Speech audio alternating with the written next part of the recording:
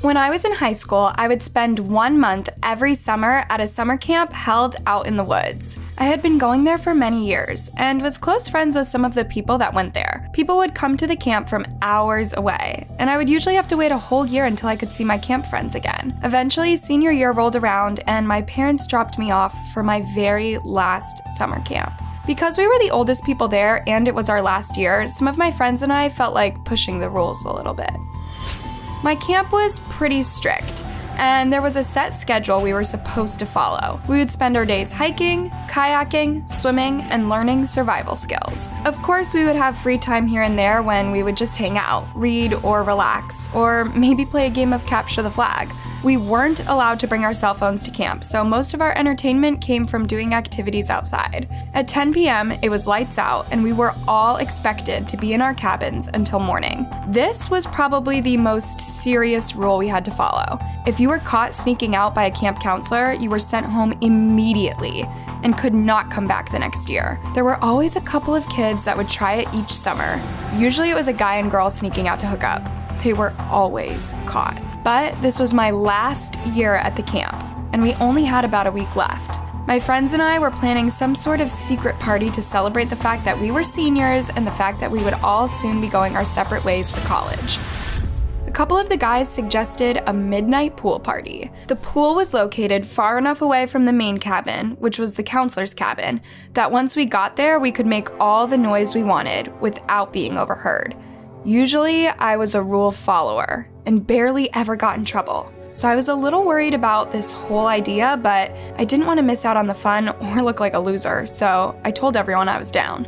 There would be 8 of us going in total, 4 girls and 4 guys. All the girls from my cabin and all the guys from one of the senior cabins. We planned to meet at the pool right at midnight. The girls and I waited until 11:45 p.m. and then set out on foot. We didn't want to draw any attention to ourselves, so as we made our way through the cabin section of the campsite, we used only one flashlight with a very dim light to see where we were going. We all stepped as quietly as possible. After 15 minutes of walking, we were officially on the other side of the campsite and could see the pool. The guys had beaten us there and had already climbed over the fence and turned the lights on. They were yelling and laughing, already in the pool. The rest of us took off running in excitement. We helped each other over the fence and onto the other side. All 4 of us girls jumped in at once. We were all screaming and laughing and having the time of our lives. It felt so freeing to break the rules for once. The time passed by quickly, and before we knew it, it was close to 2 in the morning. We were just discussing if we should start drying off and heading back, when all of a sudden, we heard a strange sound coming from the woods surrounding us. It was a type of strange howling, but it was coming from lots of different directions. We all looked around in confusion. "Is that some sort of animal?" I asked. "Not like one I've ever heard," said Greg, one of the guys in our group. The sound only continued to get louder and closer to us. "I think we better get out of here," I said, making my way to the side of the pool and climbing the ladder. The next thing I knew, there were 4 pairs of eyes on us from just outside the gate. They were people, but not like any people I had ever seen before. They wore no clothing besides a loincloth around their waist and black masks covering their faces from the nose down. They were barefoot and wore red paint. It looked like war paint. Their eyes were crazy and they seemed like they were wild. I was so focused on taking in their appearance that I almost didn't notice that they were carrying weapons. Some had large mallets and the others had knives. The strange people didn't say anything to us, but talked amongst each other in a language I had never heard before. All of my friends and I just stared at them in shock, too afraid to move. Then, before I could even process what was happening, they all began climbing over the tall pool gates. They moved effortlessly and super quickly. In a panic, I sprinted to the opposite side of the pool and began climbing over the gate to get out. I was still wet from the pool and my hands slipped, causing me to fall back down hard on the cement. I looked over my shoulder and saw that all of the girls were also trying to get over the fence, but the strange warrior men had caught up with our guy friends and they were battling it out. I screamed in terror as I watched one of the men swing his mallet into Greg's skull, causing blood to splatter all over the white cement. One of my girlfriends screamed at me to keep moving. It was enough to knock me out of my shock, and I quickly pulled myself up the gate and over to the other side. The second I hit the ground, I took off running. All of my girlfriends already ahead of me. The one in the lead was Shannon, and she was carrying our flashlight. I did my best to follow the light, but she was far ahead of me and I couldn't see more than a few feet in front of myself. The night was completely black, and I kept running into things and falling to the ground. The only thing I was wearing was a bikini, and my flip-flops had fallen off when I climbed over the gate. Without any protection, thorns, rocks, and roots cut into my bare feet, tearing at the skin over and over again. I didn't take time to look at them or try to control the bleeding. The only thing I cared about was getting as far away from these crazy men as I could. The next thing I knew, I had slammed into a tree, hard. I blinked my eyes but couldn't get my eyes to focus. I tried to get up, but it was as if I no longer had any control of my body. I could hear people screaming my name, but I was too weak to get up. I could hear pounding footsteps getting closer and closer to me, and I knew I needed to move. I needed to run right now if I wanted to live. But my head hurt so bad, and I just couldn't get myself to move. The next thing I remember is someone grabbing me up from the ground roughly. It was so dark, I couldn't tell who it was at first. But then the person spoke out in the strange language I heard earlier, and I realized I was being carried by one of the strange men. "Let me go!" I screamed, fighting against them, but they only held me even tighter. "Isabella?" I heard a voice call out my name from a little ways away. I recognized it right away. It was Christopher, a guy from my group. I had known him since I was a kid. "Chris, help me!" Something hard slammed into the person carrying me, and once again I fell to the ground, slamming my head. Suddenly I was picked up again, but this time I knew I was in good hands because I could hear Christopher's voice. He carried me with ease, even while running. I guess all those hours he spent working out were paying off. I was relieved when I began to see cabins and realized we were back at the main campsite. The girls had beaten us back and had already woken up the counselors. They told us the police were on their way. I was taken to the main cabin to be checked out by the nurse. Thankfully, aside from cuts and bruises, I was okay. But I wasn't thinking about myself. I could only think of Greg, and the blood splattered all over the cement. I knew without a doubt that he was dead. Everyone was sent home from camp early so that the police could investigate. They found what was left of Greg's body, but could find no sign of the wild men who had attacked us. They believe they are a part of some violent cannibal tribe that lives off the land. The summer camp did what they could to keep the story quiet, but once the news got out about what happened, they ended up having to shut down the camp completely. One thing that I know for sure is that if Chris hadn't been there to help me, I'm sure they would have killed me just as terribly as they killed Greg. I can still hear his screams when I close my eyes to sleep at night. When I was a junior in high school, we got a new kid who transferred from a different school. His name was Charlie, and he was really cute. I was super attracted to him, just like a lot of the other girls I knew. But there was one girl in particular that made it clear that she was going to go after Charlie and that anybody who got in her way was going to be sorry. Her name was Annie. She was friends with my best friend, McKenna, so I had to hang out with her from time to time, but I didn't like her. She was a typical mean girl who thought she was better than everyone else. I don't know what McKenna saw in her, but I had to put up with her anyways.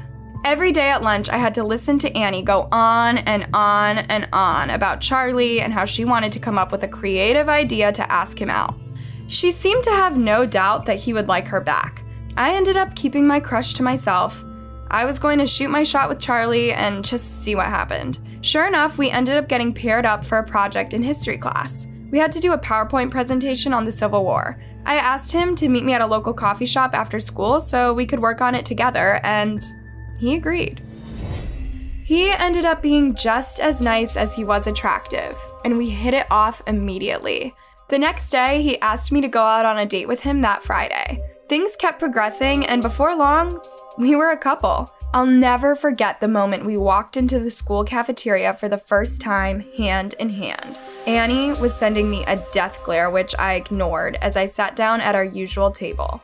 McKenna was talking about her upcoming birthday.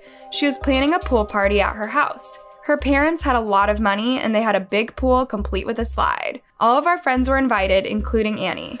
I would just have to ignore her. The party was held at night, and there were string lights strung all around the deck and pool area. We spent hours eating pizza, chatting, and laughing. McKenna had just finished opening presents inside the house when she realized the necklace she always wore was missing. It was from her grandmother who had died, and it was super important to her. As she began to panic, I told her to calm down and I would go search the pool for her.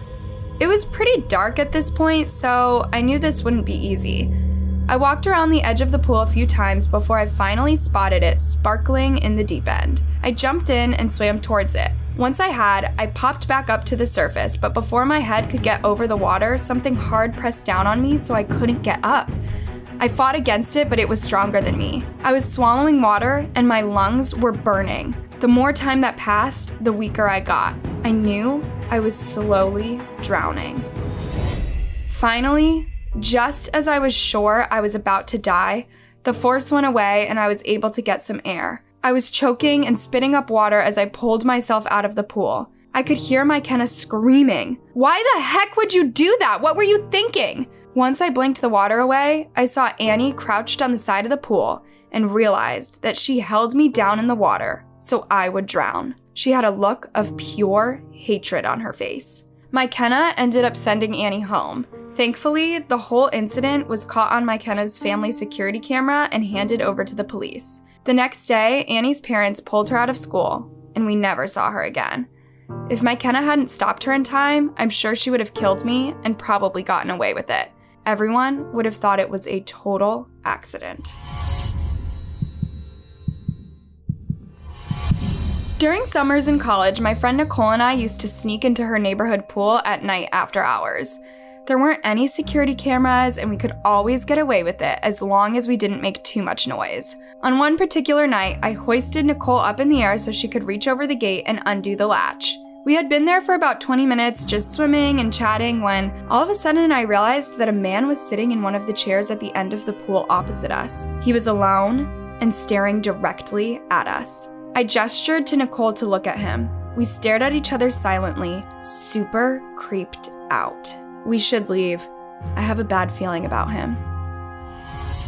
She nodded and we made our way out of the pool. We were drying off and getting dressed when all of a sudden the man walked over to us. I was prepared to scream if things got sketchy. "What are you two ladies up to for the rest of the night?" he asked us.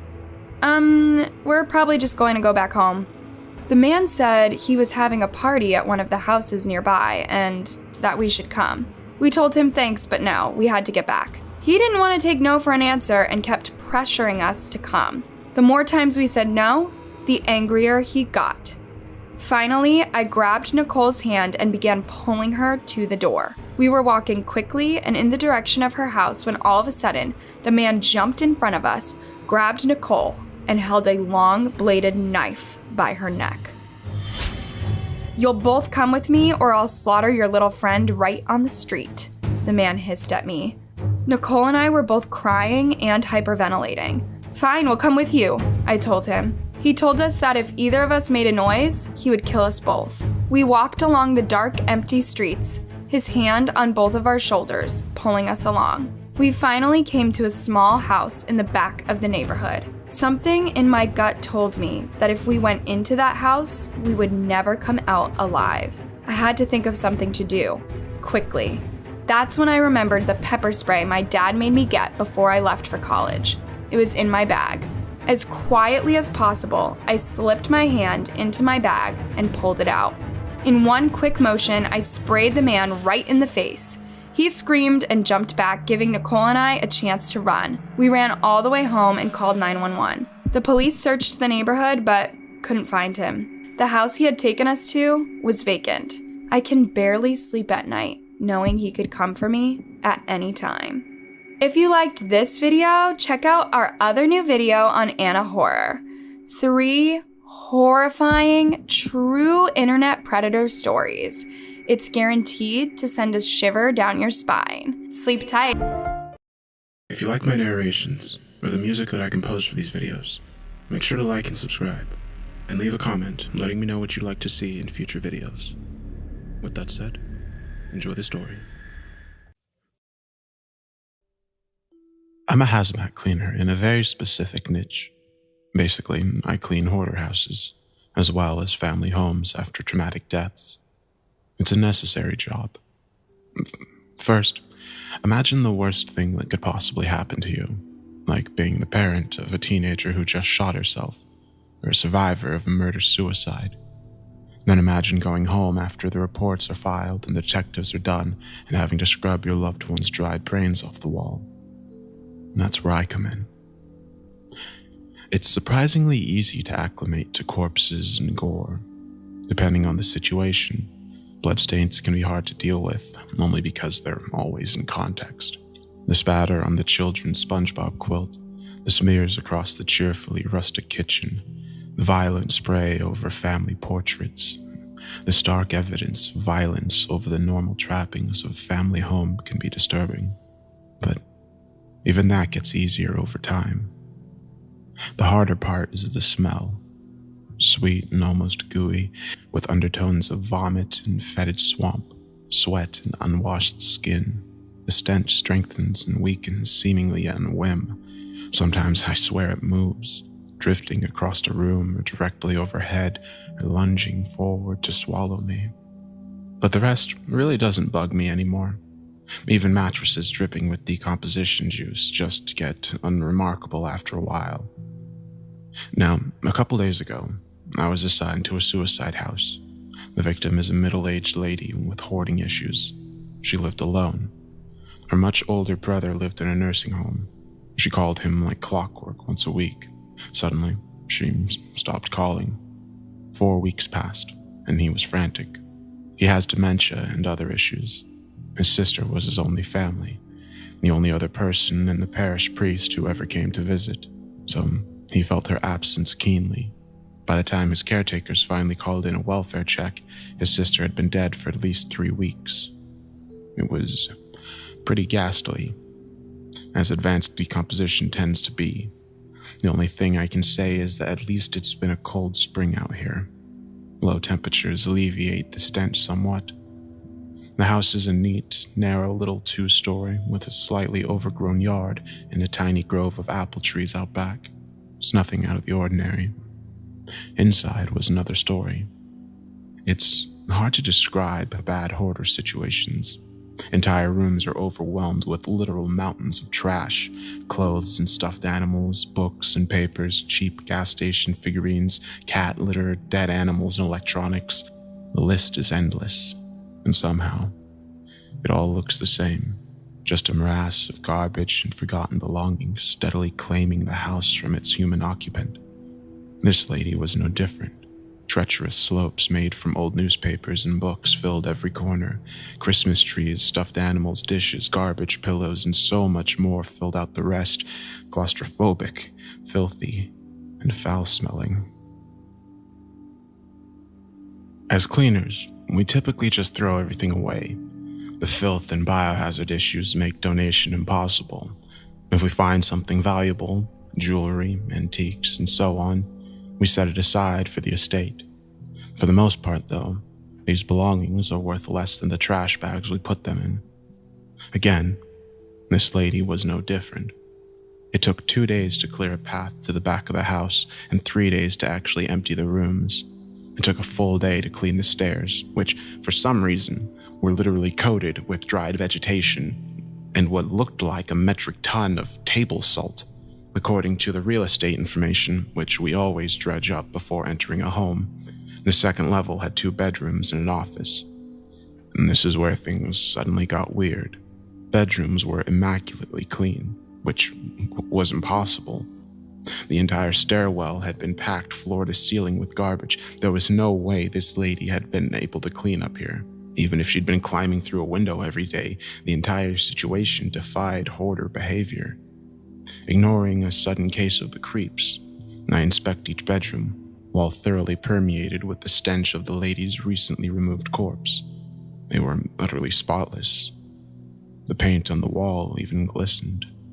The office was more like it, stuffed from floor to ceiling with dead plants, specimen cases, paintings. About a dozen taxidermy animals sat in a neat row facing the wall. It wasn't as filthy as the downstairs by any means, but it was much more in line with my expectations. Due to the smell, most of the stuff, cool as it was, couldn't be salvaged.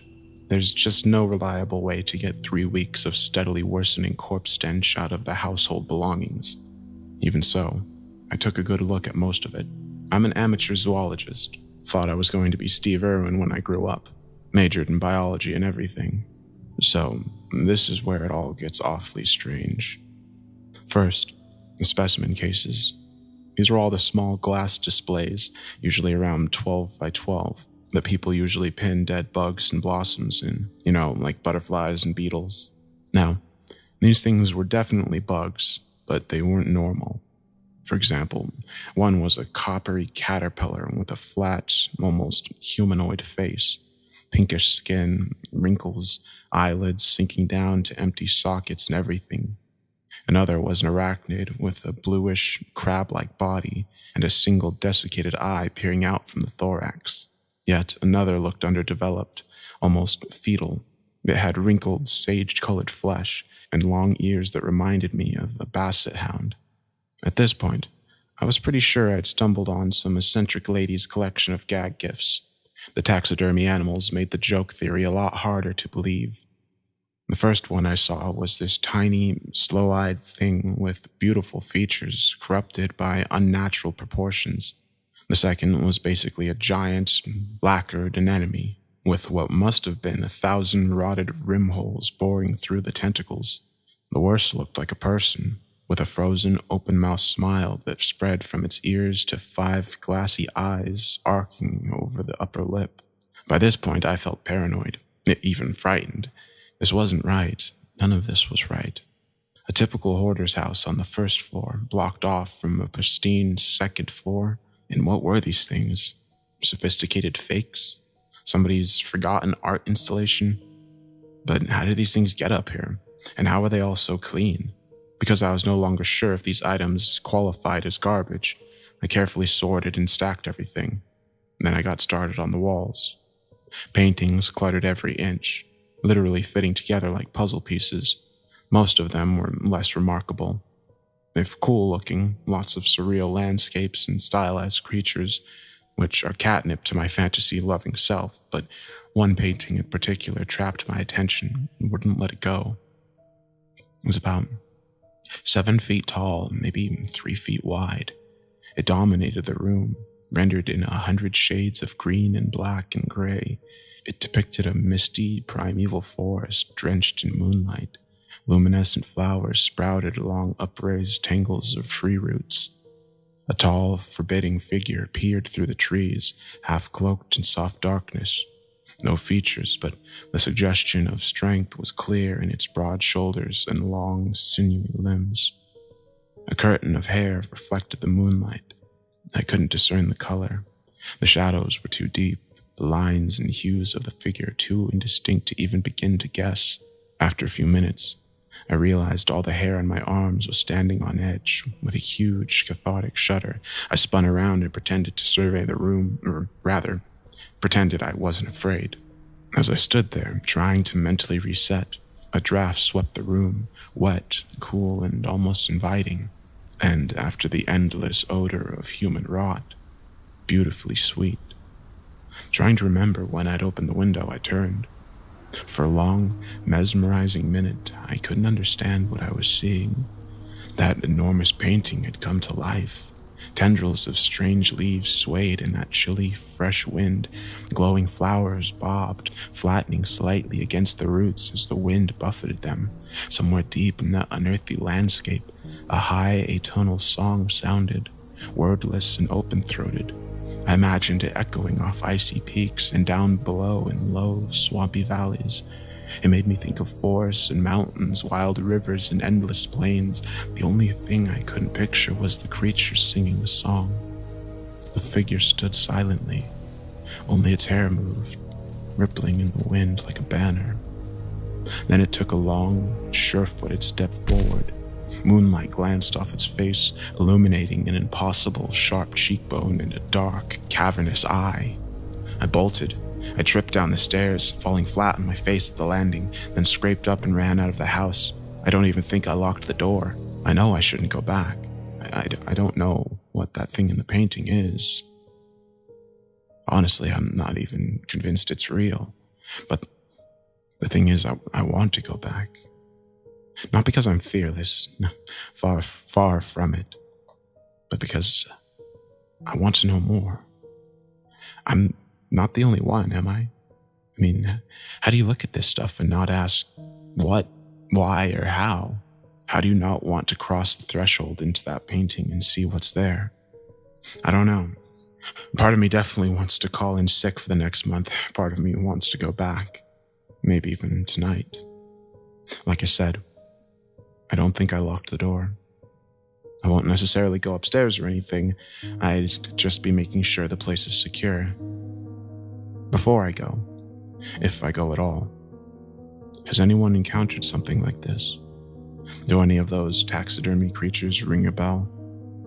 I know it's a shot in the dark, but if you have any ideas, I'd like to hear them.